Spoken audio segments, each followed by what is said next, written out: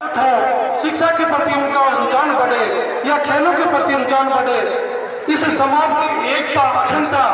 और समाज के विकास के रूप में एक भावना जागृत हो, इस रूप में इस कार्यक्रम का एक इन्होंने जो पिछले काफी टाइम से जो आगाज किया है और उसी आगाज को आगे बढ़ाते हुए ये जो आयोजन रखा है, उसके लिए मैं तहे दिल से पहले तो इन युवा साथियों का हार्दिक स्वागत और अभिनंदन करूंगा कि जिन्होंने प्रत्यक्ष और अप्रत्यक्ष रूप से इस कार्यक्रम को सफल बनाने में या आयोजित करने में जो अपना अमूल्य समय और धन दिया, उसके लिए ये जाट समाज आपका आभारी है। आपका धन्यवाद। दूसरा आदर्श युवा समाज की जो मांग है, उसका मुख्य मोटो है, इनका सम्मान करने के पीछे जो मोटो है कि पढ़ाई की तरफ ध्यान देना है। राजनीति होती रहेगी, चुनाव होते रहेंगे, आते जाते रहेंगे,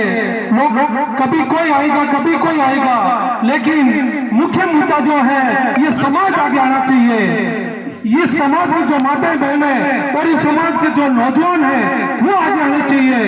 और वो युवा और वो नौजवान प्रतिभाओं के रूप में एक आगे बढ़ करके नाम रोशन करे। हम इसी प्रकार की आशा रखते हुए ये जो आयोजन रखते हैं और इन आयोजन के पीछे जो मोटो है उसको अपन को सफल बनाना है।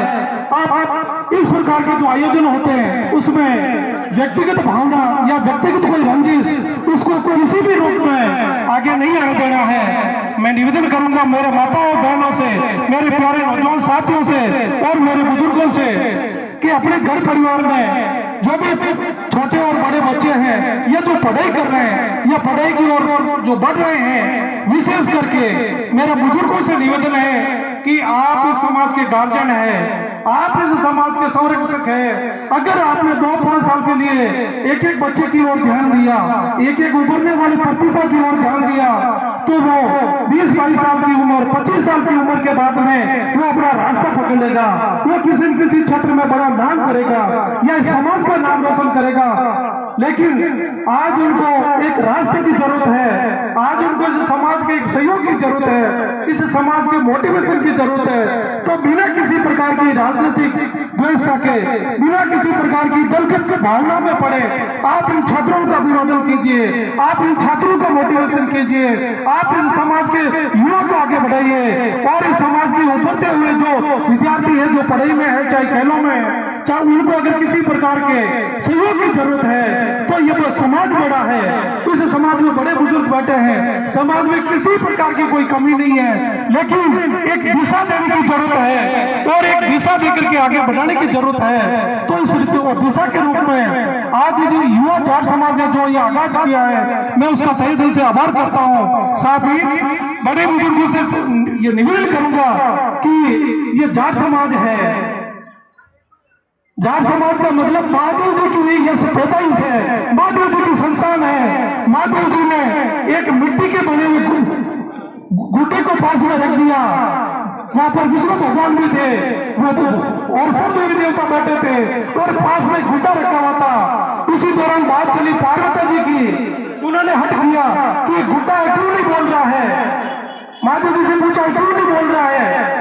आप इसको बुलाइए। महादेव जी ने कहा पार्वती इस गुड्डे को बोलेगा तो ये है, लेकिन जब ये गुड्डा बोल गया फिर रोकना किसी का हाथ में नहीं होगा। तो वो नारी हट था, वो पार्वती जी का हट था कि महादेव जी छड़ी उठाई और उस गड्ढे के सिर में दे मारी। गुड्डा बोला कि मैं थारे बाप ने कोई खाया। महादेव जी ने कहा सुन ले पार्वती, तूने इस गुड्डे को बुलाया और ये बोलने वाला कौन है? साथियों वो कौन था? वो महादेव जी का अनुयायी, महादेव जी का चेला और महादेव जी की पैदाइश वो एक जाट था। तो साहब ये तो अपनी खूनी पैदाइश है कि हर एक के पास अपना अपना दिमाग है, हर एक के पास अपनी है और ये महादेव जी का दिया हुआ वरदान है कि जहाँ गलत होगा, जहाँ बिल्कुल कोई उल्टा होगा, वहां चाहे अकेला है और चाहे हजारों आदमी है, जाट समाज का अगर कोई जाइंदा है तो वो उसका खंडन करेगा, वो तोड़ करेगा और अपनी बात कहेगा। कई बार अपन सुनते भी हैं किसी गांव में चौपाल पे अगर इस प्रकार की कोई पंच पंचायती की बात आती है और ऐसा कोई अगर मुद्दा होता था कि